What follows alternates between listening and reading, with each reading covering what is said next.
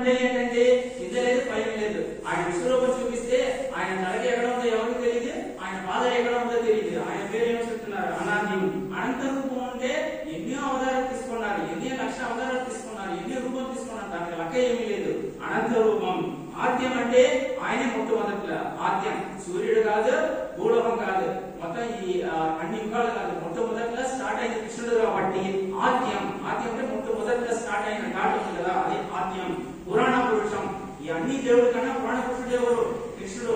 అందరూ అందరూ అనుకున్నారు నరసింహ ఉన్నారు, రామవారు అవతారం ఉన్నారు, కృష్ణ అవతారం ఉన్నారు. వీళ్ళందరికీ పరమ పురుషుడు కృష్ణుడు అన్నమాట.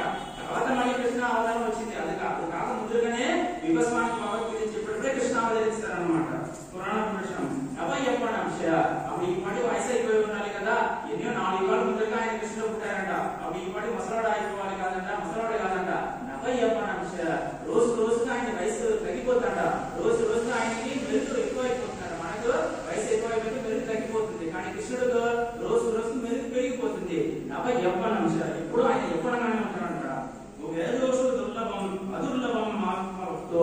మీరు ఎన్ని వేల చదివినా కూడా మీరు కృష్ణుడు చూడలేరు, మీరు నిత్య పారాయణ చేసినా కూడా చూడలేరు. కానీ మనం చూడాలంటే మాట ఏంటంటే బాబు అని అడిగితే, దుర్లభం అదుర్లభం ఆత్మభక్తో. మీరు ఆత్మభక్తి పొందితే కంపల్సరీ ఈజీగా మీరు కృష్ణుడు చేసుకోవచ్చు. అందుకే మీరు వేల చదువు అక్కర్లేదు, మీరు నిత్య పారాయణ చేయక్కర్లేదు. ఆత్మభక్తి పెంచండి, భక్తి పెంచుకోండి. మీ హృదయం ఆయన కృష్ణుడితో ఇవ్వండి, ఖచ్చితంగా మీకు దర్శనం తొందరగా వచ్చేస్తుంది. వేదేశు దుర్లభం అదుర్లభం ఆత్మభక్తు. గోవిందం ఆది పురుషం నమకం వచామి. అట్లాంటి గోవిందం ఆది పురుషం గోవిందం నమస్కారం చెప్పేసి బ్రహ్మ సంహితాలు బ్రహ్మ ఇట్లా చాలా ఉన్నాయి. 18-19 శ్లోకాలు ఉన్నాయి. మీకు టైం ఉంటే చదవండి.